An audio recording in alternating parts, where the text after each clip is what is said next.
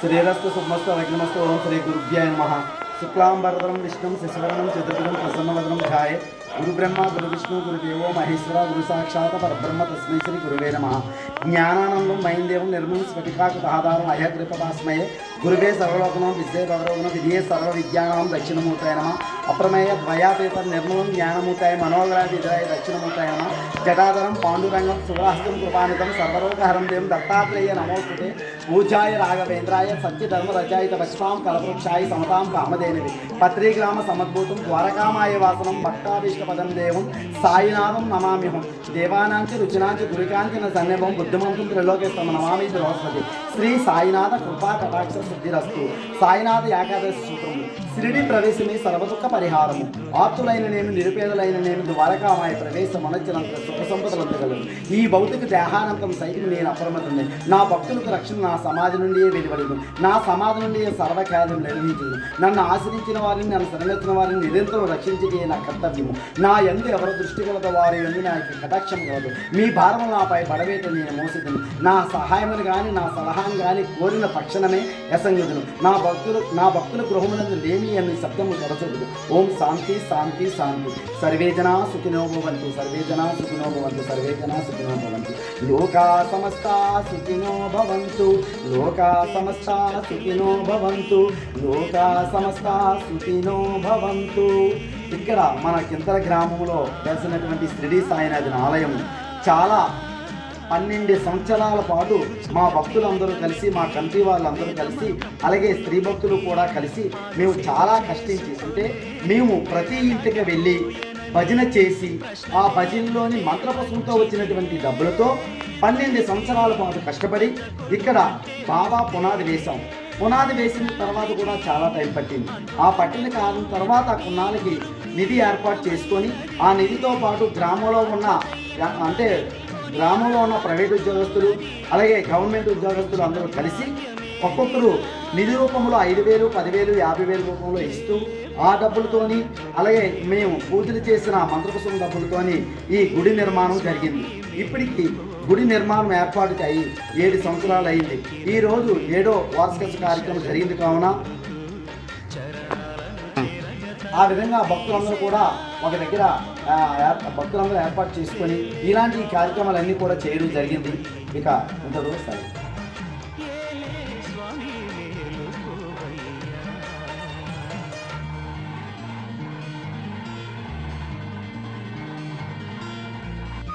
ఇక్కడ ఒక cinema hall touring hall ఒకటి ఉండేది. ఆ టూరింగ్ హాల్ రానున్న రోజుల్లో టెలివిజన్ ఇలాంటి నవీన్ టెక్నాలజీ రావడం వల్ల అది గుర్తుపడ్డది. ఇది అలాగే ఖాళీగా దెబ్బలాగా ఉండిపోయింది. ఉండిపోయిన తర్వాత ఈ సాయిబాబా ఉన్న వాళ్ళు ఏదో మేము సాయిరామ టెంపుల్ ఒకటి నిర్మించుకుంటాం గ్రామస్తులందరూ సాగుతో ఇక్కడ టెంపుల్ ఏర్పాటు చేశారు. దీనికంటే ముందుకు ఇక్కడ శ్రీ మోదకొండమ్మ అమ్మవారు దేవాలయం ఒకటి వెలిసి ఉన్నది. అంటే పెద్దలు గౌరవనీయులు చాలామంది చెప్పారు అమ్మవారు ఇక్కడ ఉన్నారంటే ఇక్కడ ఇంకొక అయ్యవారు కూడా వస్తారని గతంలో మేస్టర్ చాలాసార్లు చెప్పారు. అదేవిధంగా అమ్మవారు వచ్చిన కొంతకాలానికి ఇక్కడ అయ్యవారిని కూడా తీసుకురావడం జరిగింది. తర్వాత ఇక్కడ సుమారు ఒక 20 కుటుంబాలు ఇక్కడ స్థలాలు తీసుకొని కొత్తగా ఒక కాలనీ ఏర్పాటు చేసుకున్నారు. ఆ కాలనీకి ఇటు అమ్మవారు ఇక్కడ అయ్యవారు కాంబినేషన్ ఇక్కడ ఉన్నాం మనం వాళ్ళ యొక్క దయాదాక్షాలతో మనం ఇక్కడ ఇంతవరకు వచ్చామని శ్రీ మోక్షాయ కాలనీని కూడా నామకరణం కూడా చేసుకొని ఈ 2 యొక్క దేవాలయాల గొప్పతనం పేరు మీద వాళ్ళు ఉన్నారు. అలాగే ప్రతి వారం కూడా ఈ దేవాలయాల దగ్గర ఏదో కార్యక్రమాలు జరుగుతూ ఉంటాయి. ఆదివారం శ్రీ మోదకొండమ్మ దగ్గర ప్రతి ఆదివారం కూడా బయట కార్యక్రమం జరుగుతుంది. అలాగే ఈ సాయిబాబా టెంపుల్ వద్ద ప్రతి శుక్రవారం లక్షవారం కూడా మధ్యాహ్నం భోజన కార్యక్రమం సుమారు ఒక 500 మంది నుండి 500 మంది వరకు ఇక్కడ పెట్టడం జరుగుతుంది. అలాగే ఆ నైటు ప్రతి వారం కూడా ఇక్కడ భజన కార్యక్రమాలు జరుగుతాయి. ఇవన్నీ కూడా భక్తుల యొక్క సహాయ సహకారాలతో జరుగుతాయి. ముఖ్యంగా ఏంటంటే ఈ గుడిలో ఆడుకున్నటువంటి ఈ ఇల్లుల వాళ్ళు ఆ భక్తులందరూ కూడా ప్రతిరోజు ఇక్కడికి అయితే వాళ్ళకి తగిన సాయం ఏదో ఇక్కడ తుడుపులు తర్వాత ఈ కలాపులు ముగ్గులు శుద్ధి శుభ్రత ఇవన్నీ కూడా బాగా చేస్తాను గుడికి. అదే ఈ సభ్యులందరూ కలిపి శ్రీ మోక్షాయ సంఘం సభ్యులుగా ఏర్పడి ఈ సాయిబాబా టెంపుల్ దగ్గర కానీ లేదంటే మోదకొండమ్మ టెంపుల్ దగ్గర కానీ ఏమైనా సరే పండగలు మంచి పుణ్యకార్యాలు జరిగినప్పుడు వాళ్ళంతా సాయంగా ఏదో మజ్జిగ కార్యక్రమాలని, భక్తులకు గిఫ్ట్లని, ఏదో వాళ్ళంతా సాయంగా ఈ కాలనీ వాసులందరూ కూడా బాగా కృషి చేసి వీళ్ళకి కూడా వాళ్ళు తోడ్పాటు చేస్తున్నారు.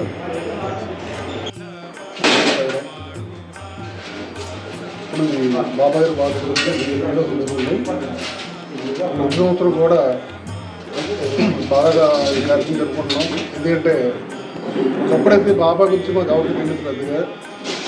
ఈ బాబా గురించి తెలియజేసిన మా గురుగారైనా పవనేశ్వరరావు ఉంది. ఈ బాబా గారిని నమ్మిన తర్వాత నాకు కూడా నేను చాలా దారుగా తిరిగిపోయింది. బాబా గారిని నమ్మిన తర్వాత నాకు మంచి లైఫ్ వచ్చింది. ఒక ఊరి వదిలి ఈ ఊరి వదిలి వెళ్ళిన తర్వాత నా లైఫ్ కూడా బాగుంది. బాబా గారి దయ వల్ల బాబా గారి వల్ల నా పరిస్థితి కూడా బాగుంది. ఏం చేయాలన్నా ఏ కార్యం జరిగినా ఆ బాబా గారి తరఫున ఏ పని చేయండి. బాబా గారి దైవంలోకి ఎంత బాగా జరుగుతుంది. ఆయన అన్ని విధాలు నన్ను కాపాడుతున్నారండి. అందులో మాత్రం తెలియలేదు. జై సాయిరాం, జై జై సాయిరాం.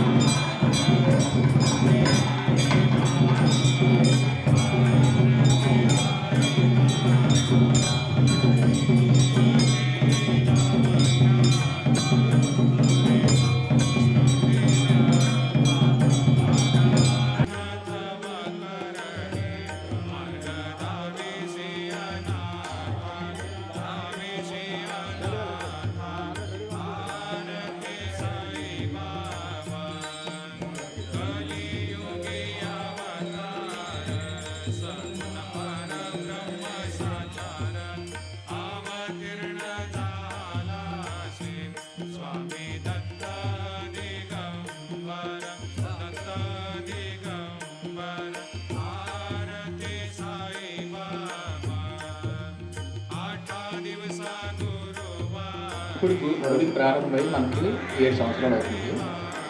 ముందు చెప్పిన తర్వాత ఇప్పుడు మనం ప్రతి లక్షవారం ఇక్కడ కొన్ని రోజుల్లో అన్న సమారాధన కార్యక్రమం ప్రతి లక్షవారం జరుగుతుంది. నెక్స్ట్ హారతులు కూడా బాబా గారికి మధ్యాహ్న హారతి కంపల్సరీగా అవుతుంది. నెక్స్ట్ అవి కాకుండా ఈ వార్షికోత్సవం, గురు పౌర్ణమి, పల్లకి ఉత్సవాలు అవి నగర సంకీర్తనలు జరుగుతాయి భక్తులతో. అలాగే గురు పౌర్ణమి, జై సాయిరాం. అలాగే ఈ పరిసర గ్రామాల్లోనే ఎవరైనా ఇళ్లలో దిగడం కానీ, లేదంటే ఏదైనా శుభకార్యాలు, పెళ్ళిళ్ళు అయిన కొత్త జంటలు కానీ ఏమైనా అనుకుంటే వాళ్ళ ఇళ్ళ దగ్గర భజనా కార్యక్రమాలు ఏర్పాటు చేసేటప్పుడు మమ్మల్ని రామ్ భక్తులతో పాటు మమ్మల్ని కూడా ఇన్వైట్ చేసి మా భజనా బృందం చేత భజన చేయించుకోవడం అన్నది జరుగుతుంది. వాళ్ళు ఎంత కొంత తృణోపనం అన్నది ఇస్తుంటే అది మా గుడి నిమిత్తంగాను, ఆలయ నిమిత్తంగాను మూలధనంగా ఏర్పాటు చేయడం జరిగింది.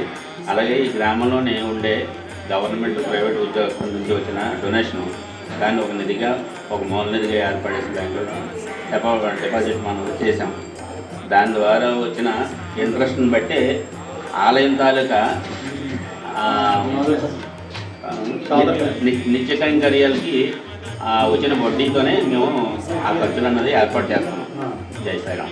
అలా ఈ ఆలయం నుంచి సంవత్సరానికి 2 కార్యక్రమాలు గాను మేము ప్రతిష్టగా చేయాలనేసి అనుకున్నాం. ఏంటంటే అది గురు పౌర్ణమి రోజు, బాబా గారికి ఇష్టమైన రోజు గురు పౌర్ణమి. అలాగే ప్రతిష్ట అయిన ఈరోజు మార్చి 5వ తారీఖున ఈ 2 కార్యక్రమాలని ఈ గుడి నిమిత్తంగా మహోత్సవాలుగా చేయడానికి మేము ప్రతి ఈ 7 సంవత్సరాల నుంచి మేము జరుపుతాము. జై సాయిరాం.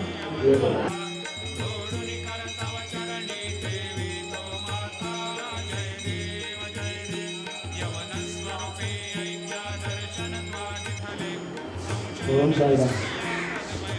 కింతవల్లాపురం పరిసర ప్రాంతాల అందరికీ కూడా విజ్ఞప్తి. మేము గత 25 సంవత్సరాలు ఇంకా మా గురువర్యులైన ప్రసాద్ మేషారు టీచర్స్గా సంగం గ్రామం వచ్చి ఈ బాబాని పరిచయం చేశారు. మా ఈ ఏరియా అందరికీ కూడా పరిచయం చేస్తూ వాళ్ళ వెనకాతలు మేము వెళ్తూ ఇక్కడ చుట్టుపక్కల గ్రామాలు ఇటు నర్సీపట్నం వరకు అటు వైజాగ్ వరకు ఈ లొకాలిటీలో అందరి దగ్గర కూడా భజన కార్యక్రమాలకు వెళ్తూ వచ్చేవాళ్ళం. వాళ్ళ ఆధ్వర్యంలో సంగం గ్రామంలో బాబా ఆలయం నిర్మించడం జరిగింది. అయితే వాళ్ళతో వెళ్ళిన తర్వాత వాళ్ళు ట్రాన్స్ఫర్ అయిన తర్వాత అలాంటిది మేము కూడా ఇక్కడ ఏర్పాటు చేద్దామని చెప్పేసి ఇందులో నా క్లాస్మేట్స్లో కొంతమంది అదేవిధంగా భజన టీంతో వచ్చిన వాళ్ళు కొంత మా రామాలయంలో భజన కార్యక్రమం ఏర్పాటు చేయడం జరిగింది.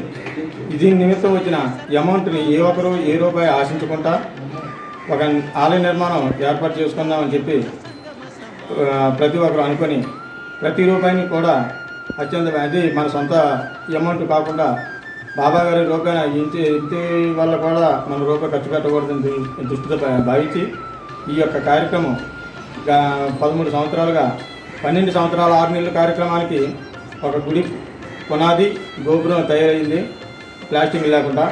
ఒక 6 నెలల్లో బాబా గారి అనుగ్రహంతో పరిసర ఈ చుట్టుపక్కల మండపం కానీ ప్రహారీ కానీ ఈ యొక్క కార్యక్రమాలన్నీ జరిగాయి. ఇప్పటికి జరిగి 7 సంవత్సరాలుగా వస్తుంది.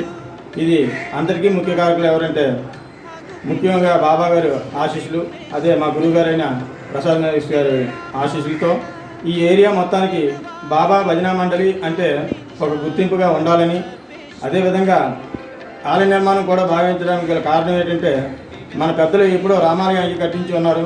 వాళ్ళ పేర్లు కూడా చెప్పుకోవడం ఇప్పటికీ జరుగుతుంది పలానా వారి హయాంలోని.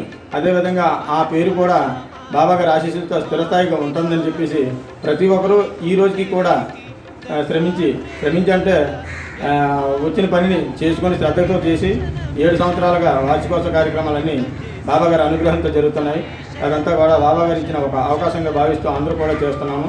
అంతేకాకుండా ఈ యొక్క కార్యక్రమానికి మహిళామూర్తులు కూడా భజనా మండలి దగ్గర 200 మంది దగ్గర భజనా మూర్తులు ఉండేవారు. వాళ్ళతో పాటు ఈ యొక్క కార్యక్రమం ఇప్పటివరకు ఎలా సాగుతుంది, ఇంకా కూడా బాబా గారు ఇంకా కార్యక్రమాలను సక్రమంగా జరిపించాలని చెప్పి అందరికీ కూడా ఆయురారోగ్యాలు ప్రసాదించాలని మనస్ఫూర్తిగా కోరుకుంటూ మా గురువు గారికైనా బాబా గారికైనా మనస్ఫూర్తిగా పాదాభివందనాలు చేసుకుంటాం. జై సాయిరాం, జై జై సాయిరాం. ముఖ్యంగా తెలియజేసుకున్న విన్నపం ఏంటంటే ఈవేళ యూత్ అంతా మొబైల్స్ పట్టుకొని ఏ లైకులు పెట్టే కన్నా ఇలాంటి వీడియోలు వచ్చి ప్రోత్సహించినటువంటి వాళ్ళందరికీ కూడా మీరు ఎక్కువ లైకులు చేస్తూ వీళ్ళకి సపోర్ట్గా ఉంటూ నెక్స్ట్ ఏంటంటే ఇలాంటి వీడియోలు ఈ కిందలవల్లాపురంలో ఉన్నటువంటి యూత్ అంతా కూడా కొద్దిగా ప్రోత్సహించి చేస్తున్నారు. వాళ్ళకి కూడా మీ యొక్క సూచనలు సలహాలు ఇచ్చి వాళ్ళు కొద్దిగా ముందుకు తీసుకువెళ్తారని ఈ వీడియో చూసినటువంటి మిత్రులందరికీ భక్తులందరికీ కూడా ముఖ్యమైన తెలియజేసుకుంటున్నాం. అలాగే శ్రీ బాగున్నమ్మ వారి ఆశీస్సులు, శ్రీ సిద్ధి సాయిబాబా ఆశీస్సులు ఈ భక్తుల మీద అందరి మీద కూడా ఉండి చల్లగా కాపాడుతారని మరి కోరుతున్నాం. నమ్మిన వారికి ఇప్పుడు కూడా మేలే జరుగుతుందని తప్ప ఇప్పుడు వచ్చి అన్యాయం అంటూ జరగలేదు.